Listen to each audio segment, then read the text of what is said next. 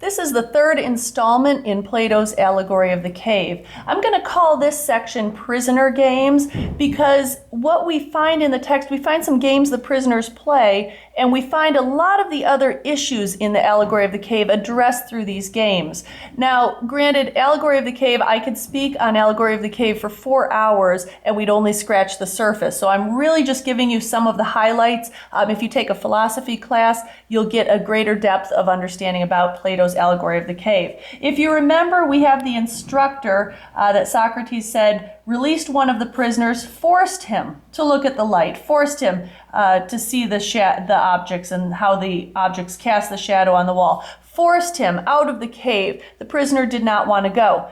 However, Plato also suggests that the prisoner returns to the cave. Now, he talks about these games that this group of prisoners play. The games that the group of prisoners play has to do with the shadows. What Socrates was saying to Glaucon, he says that these prisoners, the game involved who was the quickest to observe the passing shadows and to remark which of them went before and which followed after and which were together. And they conferred honors upon one another for this. So we're going to call this guy over here the king prisoner. Okay, I'm putting a little crown on his head. Okay, this king prisoner, he's so good. He can guess what each of these objects are. Now, of course, being shadows and this being their only reality and them never seeing what the actual objects are, they have made up names for these.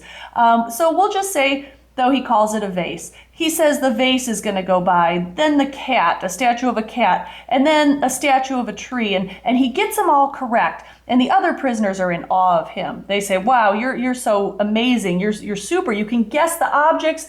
And it says, don't you think they'll envy the person who is able to best guess these objects?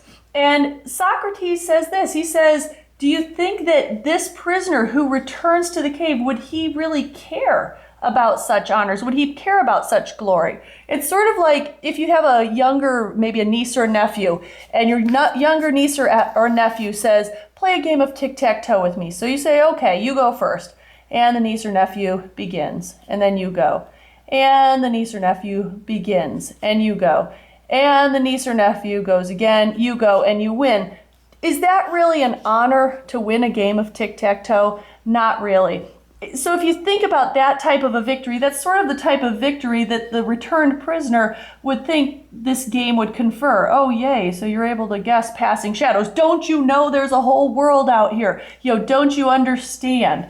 Now, there's more at stake here. So this guy's pretty good at guessing shadows. Socrates says this. He talks about this contest, and this guy comes back and he can hardly see. He's just returned from the light. He can hardly see. And it says, men would say of him, because he can't see anymore, he's considered ridiculous, men would say of him that up he went and down he came without his eyes. It was better not even to think of ascending. Well, what does it mean he came down without his eyes?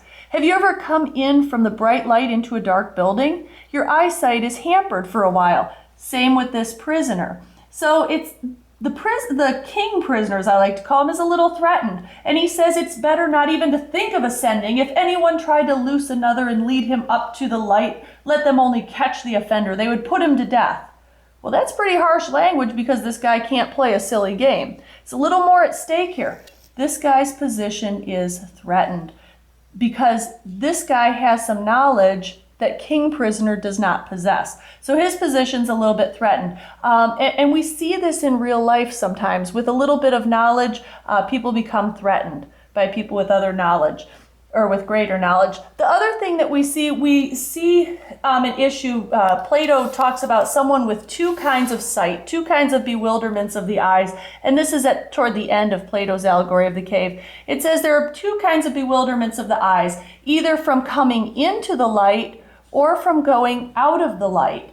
And it says that we shouldn't be too ready to judge if we see somebody who seems a little bit confused in life, somebody who's a little bit bewildered in the eyes, so to say. We don't know if maybe that person possesses more knowledge than us, but they're moving toward darkness, or maybe that person is moving out into the light and they're just trying to comprehend new knowledge. So that's one of the other issues that Plato brings up in this text.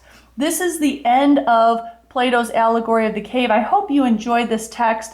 I hope you really take time to study it because there's so many layers to this text. Thank you for listening.